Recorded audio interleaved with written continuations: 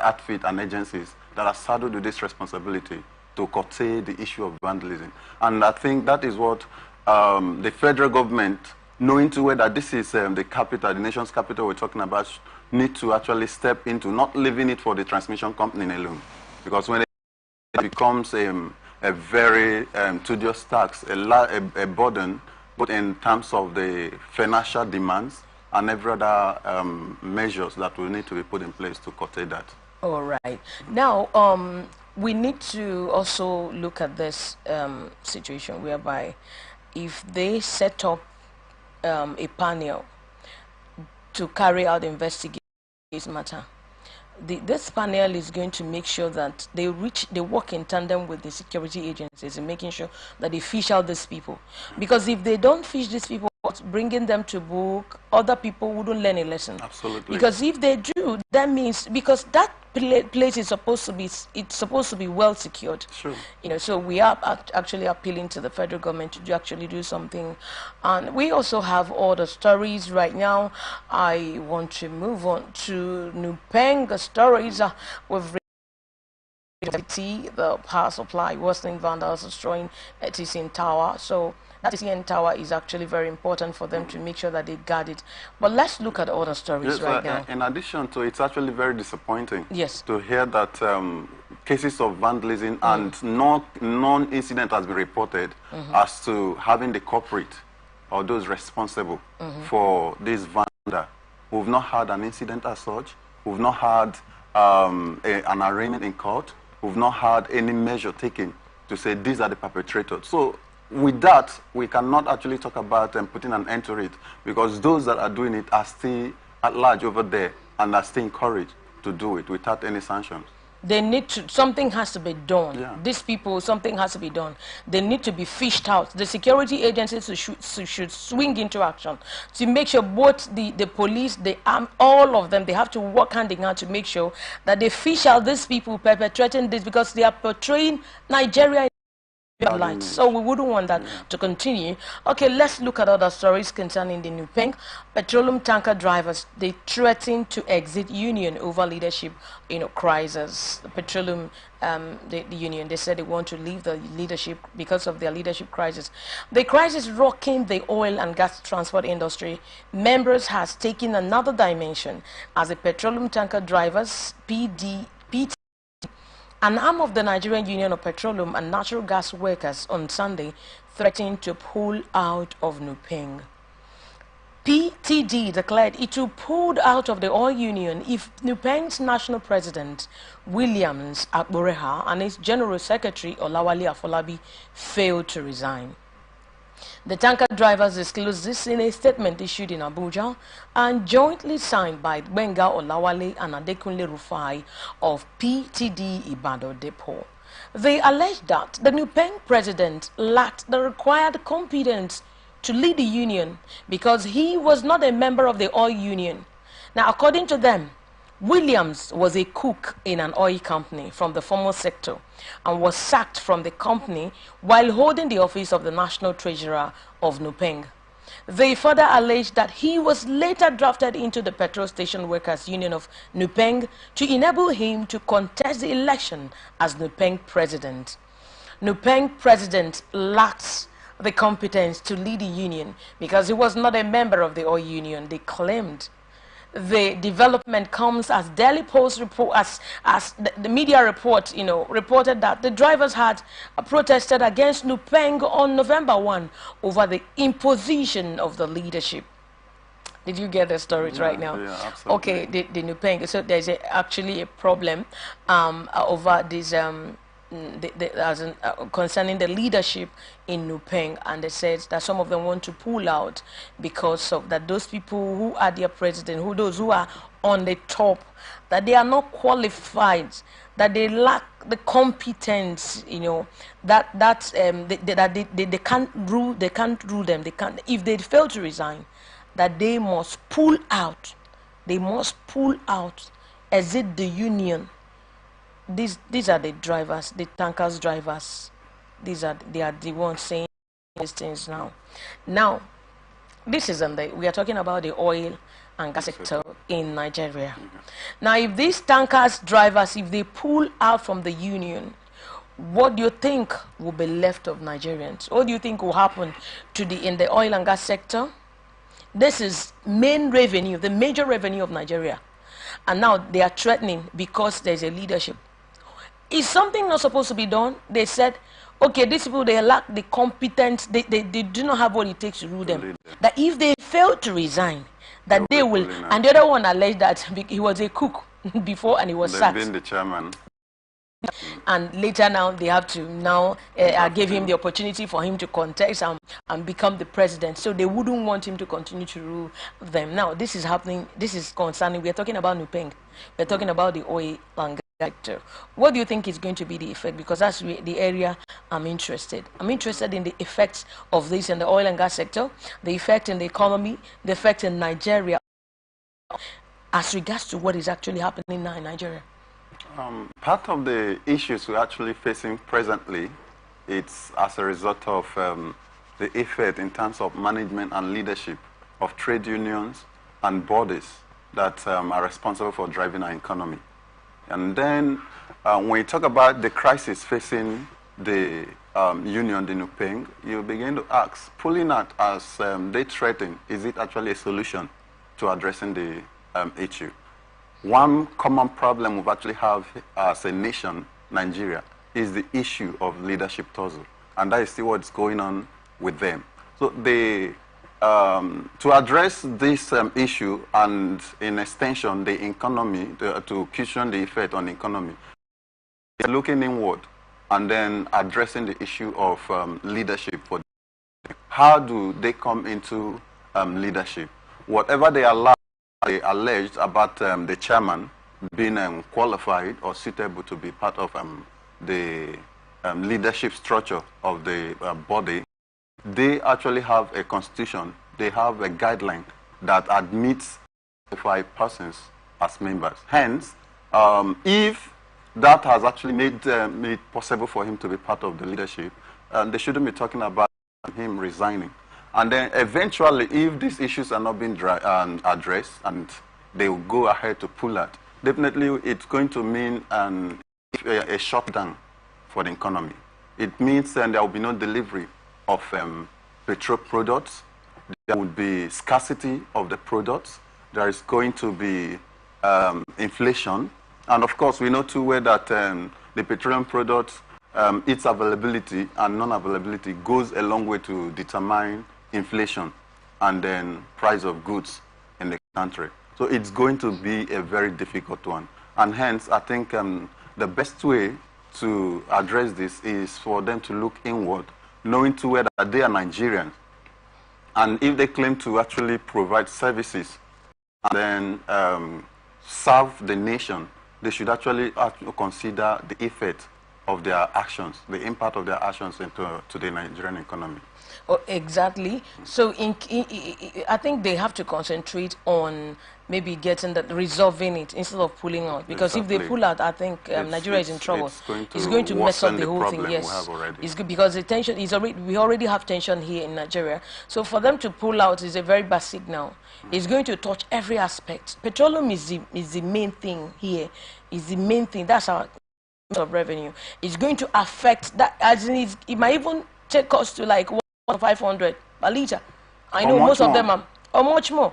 And imagine this is a liter we usually get at the rate of 150, 180, 200, and everything is now affect, like all people are crying.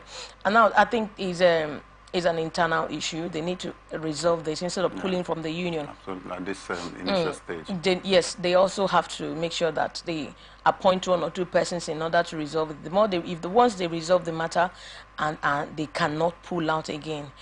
Okay, this is Press Roundtable on Atlantic Television Network. We want to go for a short break right now. Once we come back, we are going to look at the Lagos stories because we heard about the auto crash in Lagos this morning. So please stay tuned and just stay tuned.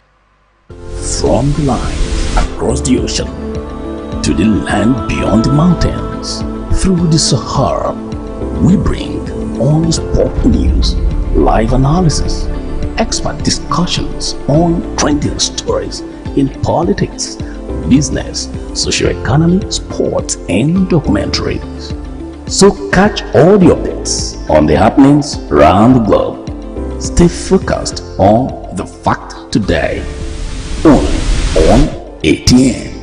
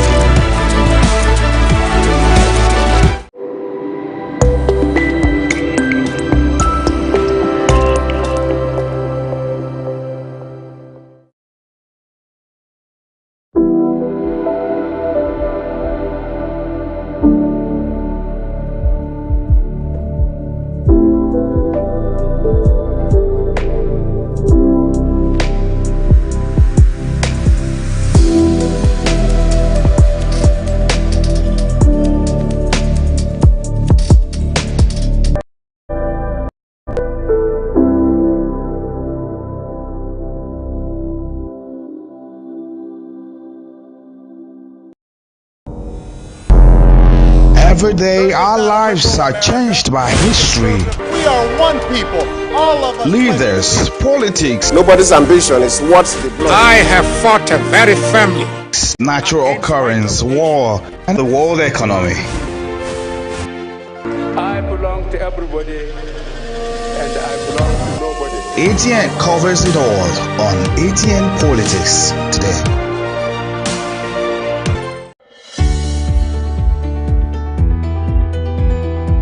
People into the country illegally. That is amazing. Honourable You human trafficker. Honourable From the line across the ocean to the land beyond the mountains, through the Sahara, we bring on-the-spot news, live analysis, expert discussions on trending stories in politics, business, socio-economy, sports, and documentaries. So catch all the updates on the happenings around the globe. Stay focused on the fact today, only on ATN. All right, you're welcome back to Press Roundtable on Atlantic Television Network. Okay, we are also talking about, let's talk about Lagos State. 5 died, 10 injured in multiple road crashes. We want to look at the stories that took place in Lagos this morning. A fatal accident involving 2 trucks and a bus on Wednesday, Saturday, along the Lagos-Ibadan Expressway killed 5 people, while 10 others were seriously injured. The accident said to have occurred around 9:56 a.m. involving a DAF truck with number plate KUT5 is a Toyota Hiace bus, and another truck without a plate number. A total of 15 people were involved in the accident, comprising 11 male and 4 female adults. The spokesperson for Ogun State Sector Command of Federal Road Safety Corps, Florence Okbe, discloses in an interview sent to journalists on Wednesday. Okbe attributed the fatal crash to reckless driving on the part of one of the truck's drivers, who made a sudden U-turn without trafficating, thereby causing the truck behind it and another bus to lose control and rammed into each other. The injured victims were said to have been taken to Famobi Hospital Mowe in Obafemi Owode local government area of the state, while the corpses were deposited at Idera Hospital Morgue, Shagamu. The statement partly reads, the suspected cause of the crash was dangerous driving on the part of one of the trucks, which made a sudden U-turn without any indication to alert the truck behind, which led to loss of control on both the truck and the bus. The injured victims were taken to Famobi Hospital, Mowe, while the corpses were deposited at Idera Hospital, Morgue, Shagamu. It was a combined rescue operation of the FRSC, Nigeria Police Force, and other sister agencies. We are all on ground managing the situation. Meanwhile, the Ogun Sector Commander of FRSC at Teneoga has cautioned motorists on speed and reckless driving, warning that any driver involved in a crash that claims lives will be prosecuted forthwith to serve as a deterrent to recalcitrant drivers. Uga said he is pained over the incessant crashes, especially along this corridor axis, and further urged motorists to shun speed and drive decisively for safety purposes. Did you listen to the stories right now about this auto crash, in Lagos? That's in Lagos Ibadan Expressway, and taking the lives of a lot of people, both male and both female. This is Ibadan Expressway. Is a major road. It's a major road. Lagos State, Very now, busy. Exactly. Now it took the lives of these people, and thank God they said anyone that they attributed it to reckless driving. Yeah. They attributed it, they were not cautious, all those truck drivers. What do you think should be done to these people? Although he has said that any of them that are found culpable driving, the person is going to be punished. Yes. He must be prosecuted, he must be punished and face the full wrath of the law. So what do you think should have been done prior to all this?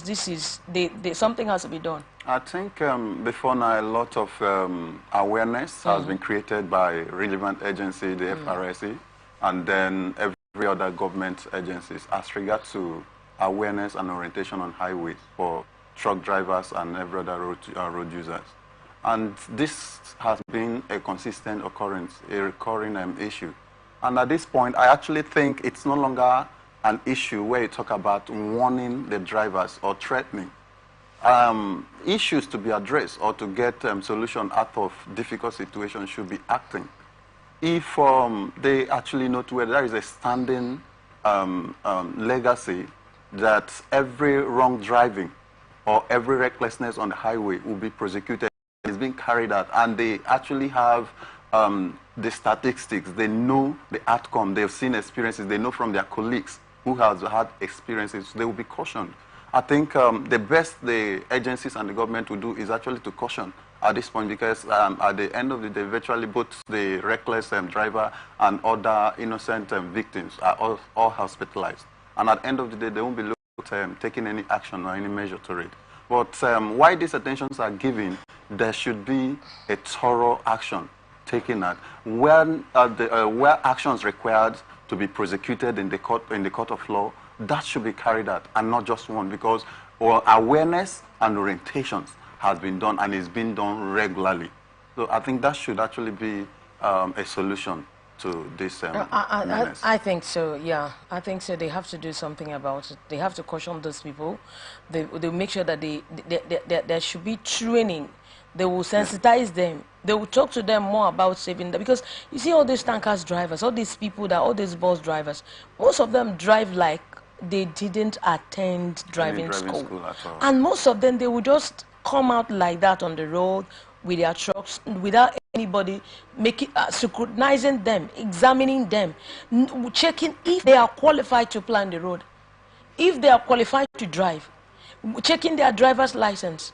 Though I commend the security agencies, they join hands making sure that these people were rescued. But I think something else also needs to be done, like making sure that they check their credentials before they will start flying on the road. Actually, we have quite a good policies and legislations guiding various aspects of our national economy down to the road users. But these things are actually inactive. And when you talk about recklessness on the road, we have policies that actually stipulate that once you are caught without any issue, without it even causing any issue, most of them should be subjected to psychological evaluation. Okay. You know, where they take care of the expenses too. This psychological evaluation should not be done at the detriment of the government expenses or the agency's expenses. When this is done, it either requires further measures of withdrawing their licenses from them or giving a time frame as a punishment to whatever crime or recklessness that has been carried out on the highway. These things are there. We have policies stipulated. We have constitutions guiding actions and inactions on the highway, but they are not actually being executed. Hence, there is no, no caution. There is no thing to, reprimand them. The drivers and the motorists on the highway. They do anything. When you go out there to take a survey about the opinion of people about Nigerian motorists and road users, it's going to be very funny. On the social media and quote, you discover they try to talk about the traffic crew. And I saw where they say the time traffic light says shows green means, okay, it's going, the time it shows yellow, where they should slow down should be is actually the time drivers speed off, and then the time it shows red is actually the time they should look if there is any police operative on the road to actually also take off. So these are very bad notions for us, and it's actually what is very much common. You hardly see where we have a functional traffic light and you see motorists obeying the traffic lights. So these measures should be put in place to caution and sanction those that are found defaulting. Exactly. It's a very sad one, where to talk about losing loved ones as a result of the carelessness of somebody else. And we're talking about 10 already dead, and so many others. Okay, 5 dead, 10 and 10 injured. hospitalized. It's actually, you can imagine the pain, which I already feel grieved about that. And measures should be put in place to curtail this in earnest. It's all right. Okay, that's a very wonderful one from you. I want to look at the stories coming from Kogi State. Troops rescue 10 kidnapped victims in Kogi. Troops of the Nigerian Army on Monday rescued 10 passengers on board or on a Pace Mass transit bus who were kidnapped while traveling from Calabar to Abuja. The passengers were rescued in Kogi. This is contained in a statement by the Director, Army Public Relations, Major General Onyema Wachuku on Tuesday in Abuja. Wachuku said that the rescue operation took place at Ogugu community along Enugu-Kogi Road in Olama Borough local government area of the state.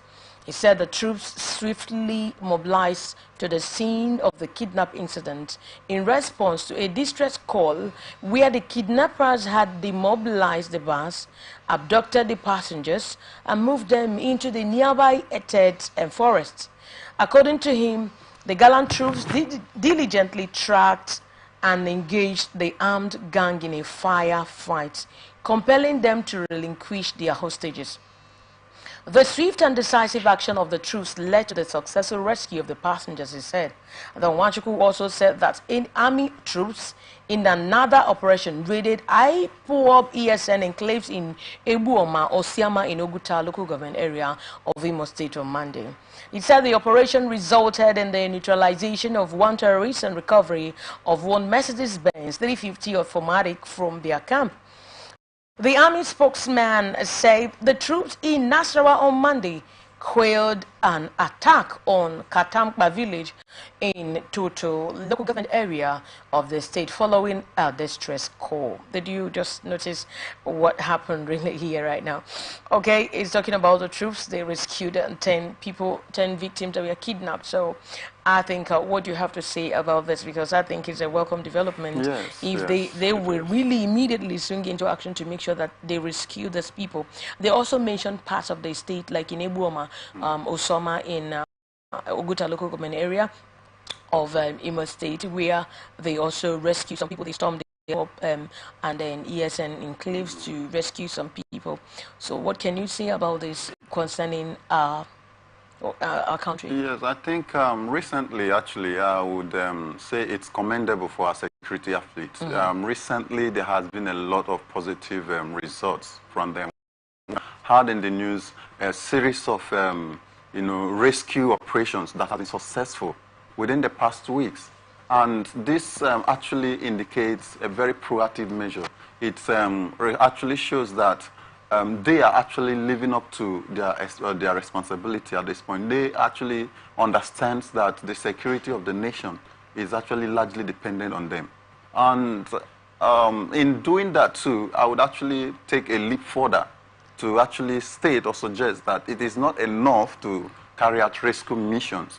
It's actually necessary to be proactive, to forestall the issues of kidnapping.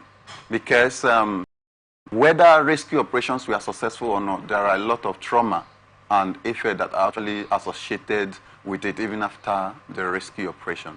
Hence, a measure, proactive steps that will forestall occurrences of kidnapping should be put in place. And when we talk about measures to be put in place, we can actually identify and look at a situation of identifying these strongholds. When we're talking about traveling on our highways, we know areas that are actually a very good picket areas where these bandits, kidnappers, and every other element of insecurity in the nation operate. And the security in their intelligence knows the right measures and the right effort to put in place to forestall. If it is actually mounting, their operation checks within this area, patrol checks, and then undercover intelligence within these areas and villages, it will go a long way. And also, I think recently in some of our states, we're also talking about forest rangers, which actually would actually solve the issue of this kidnapping to an extent, because when this happens, they take them through the forest to wherever they want to settle. And having forest rangers in virtually every state, within that will have a large mass and expanse of forest, would actually be a good one, because these people would actually know the terrain. They know possible routes where these kidnappers could actually take when they carry out their heinous acts. Okay. So these measures would go quite well to secure the situation of kidnapping. Yes, exactly. It's going to really go a long way in reducing kidnapping, banditry to the barest minimum, in order to make Nigeria safe for people and giving us an enabling environment for people to also invest, and also having this neighboring relationship. Yes, I think it's going to help our economy as well. Okay, that's the much we can take for today on Press Roundtable on Atlantic Television Network. Stay connected on Atlantic Television Network socials. You can follow us and like our page on Twitter, Atlantic TV Net, and Facebook and on YouTube, Atlantic Television Network, and on Instagram and TikTok, Atlantic TV Network 1. Also, you can watch us live on our website, atlanticnetwork.tv. On our app, ATN Live, on our YouTube and Facebook, Atlantic Television Network. And also on ATN Press Roundtable, we want to tell you that we provide the right narratives in news narration here. Remember, at 8 o'clock, we shall be coming up with Let's Talk. At 9 o'clock comes the global news at 9. Peace and unity are always the pathways to progress. Stay tuned and please continue to watch Atlantic Television Network. My name is Angel Wokoma, and I also want to recognize and thank my guest this evening, Stanley Amadi. Stanley, you're welcome. Thank you so very much. It's a pleasure having you tonight. Thank you. All right. Okay, that's much. That's all we can take. Just stay tuned and enjoy Let's Talk at 8 p.m. Good evening. From the line across the ocean to the land beyond the mountains,